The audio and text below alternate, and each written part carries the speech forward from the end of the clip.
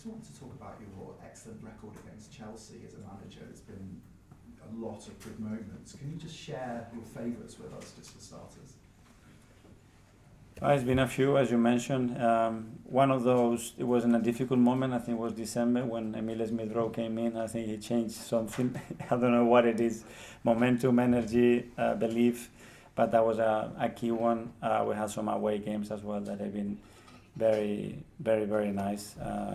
Especially, having our supporters there, the connection that generates, I believe it was a moment that we really needed to win to stay at a level. We sustained that pressure, and it's been some nice moments. I mean, do you sort of mention that to the guys? Do you feed off that in any way? That sometimes you have teams that things go well against?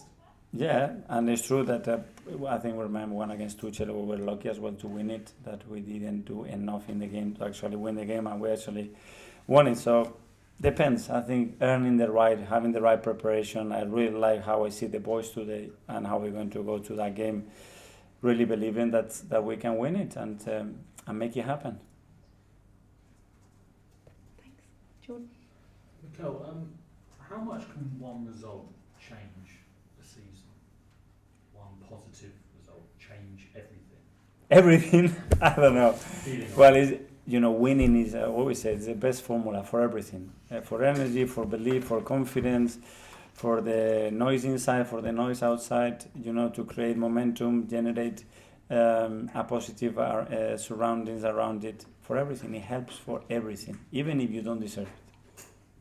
And just you're saying that you don't see a superior team in the league right now to anyone else. So is this now a chance for Arsenal to go on a run to become that superior team? No, what I say that I don't see teams that superior to their rivals. I think there's been a team that has been more consistent than anybody else in terms of results. That has been Chelsea, and you could see the numbers and the amount of games that with Liverpool, that they've won. But the margins are much smaller. Thanks. Isan? Just follow on that. Do you see this as the most open title race for years then, given that? I think anybody can lose 2, 3 or 4 matches in a row. And if you go take that to Europe and the competition in Europe, unfortunately it's going to happen. So let's be prepared when the bomb comes in. And at the moment we are having one and we need to get out of it. But that means that even if you lose 2 or 3, you're not out of it. And so you still feel you're right in this. Well, I think everybody is in it, especially because where we are in the season. That's for sure. Thanks, Isan. Hi, Mikel. Hi. With obviously there's certain potential issues with the midfield, maybe attack, you're not producing as many chances as you'd like. But in terms of the back line, again, it started solid, haven't you, with Gabriel and Saliba. How crucial will they be again for your title charge this season? Well, obviously the defensive organisation and the numbers that we have produced in the last few years, they've been pivotal because they give you the best possible chance to win matches, first of all, because without conceding, obviously you're not going to lose it, and the platform is there, and we know that we can generate chances in various ways. So those should have been exceptional. The whole team, in many aspects, in the defensive side, has been exceptional, better than anybody else, and we need to sustain that and now win all the things in aspects that we are missing at the moment. With Raheem Sterling, once he signed for this club, you mentioned about how hungry he looked, how good he looked in training, and how much of a big part he'd play. Against Newcastle and Inter, he obviously didn't come off the bench even when you were behind. What's the rationale behind that so far, and what kind of role do you think he could play going forward? That's a decision of mine, nothing to do with Rush. If somebody got it wrong, it was me. It's the feeling that you have, the understanding of how you can damage the opponent, and picking a different play, different profile for that moment. And does he have a potentially big role to play later in the Yes. season? Yeah. Thank you. Hi, Mikel. There's a lot of people saying if you don't win on Sunday, the club Arsenal's in a bit of crisis. Is that quite ludicrous? I don't like to attach a specific word to certain moments. We are here to win. That's clear.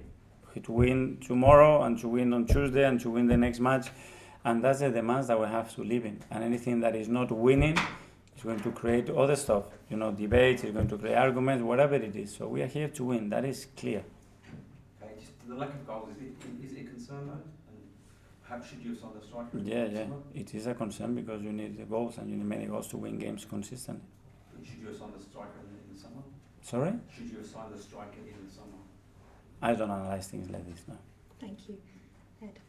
Hi Mikel, just on Chelsea, they made 11 changes for their game yesterday. Obviously you've had pretty much a full strength side against Inter. Is that a concern that they're going to be a lot fresher than you for this game? I don't know, we've been used to play every 3 days, 2.5 days. I think the calendar that they've thrown has been extremely demanding. We have coped with that. We have coped with a lot of injuries on top of that. So we are doing everything that we possibly can to get to games in the best preparation and physically and mentally in the best condition to win it. And on Sunday, I'm sure that we're going to be at the same level. Is that what it's about this time of the year, though, kind of trying to just manage that massive workload that you've got? And it's more than it's been in previous seasons, obviously, with extra games of Champions League. Yes, but as well, I think we have better resources. We have players that are used to it. We have players that they've done it. You know, before, players with congested periods, we had very few in the squad that have experimented that kind of demands. Now we have many more, and they can cope with that better. And if injuries respect us, we are well equipped to manage that. Gary, last one. Last season, part of changing the mood was sort of going away and having very much family time and getting the families together. I mean, you haven't kind of got that because it's so congested. Right? Is there anything you can do in a much smaller scale to kind of, not that they need bonding, but just to something to change the kind of atmosphere, which isn't about football then? Yeah, we don't know where that clicked, you know, because if instead of going to Dubai, I would have given a week off, and you see the team in Las Vegas for 1 week, smashing the night. We come back the following week and we lose 2 games in a row. I'm in my house, I'm sacked. If they go to Las Vegas, they do that and we win 3 in a row, you're telling me now, send the boys to Las Vegas because they're going to kill it afterwards. I don't know. I hope I had just a single thing to pull my thing. I think it helped, you know, the sun, the being in contact with the nature, getting away for a week. It was so intense till Christmas. And we need it. We don't have that. We will do something different in a way. But every day, I think is trying to put every day something that helps the mood, the energy, the belief on that team, on that players to be the best version of ourselves. That's what we try every single day without exception. And just one about the sort of low block. At the start of last season, you were talking about the low block, and you were saying it was really difficult, and that you were getting more penalties and perhaps scoring from the set pieces because teams were. That seems to be again this season that the low block is been hard to kind of get past. Have you noticed anything different this season in the way teams are perhaps setting up with that kind of block? No, well, with Newcastle especially, I think results, the scoreline had a massive impact, and as well when Newcastle did, and there was a very similar thing last year when we played them away. And with Inter, again, it was more related to that, or because we didn't allow, because normally they don't do that, especially in certain phases of play. We need to find solutions, and solutions that at the end are goals. Because solution, if it's is not enough, it has to be goals. So we're going to judge whether that solution is good only if the ball ends up in the back of the net, which is the secret of this job. Yeah? Thank you so much. Cheers, good luck. Thank you. You are all invited if we win on Sunday.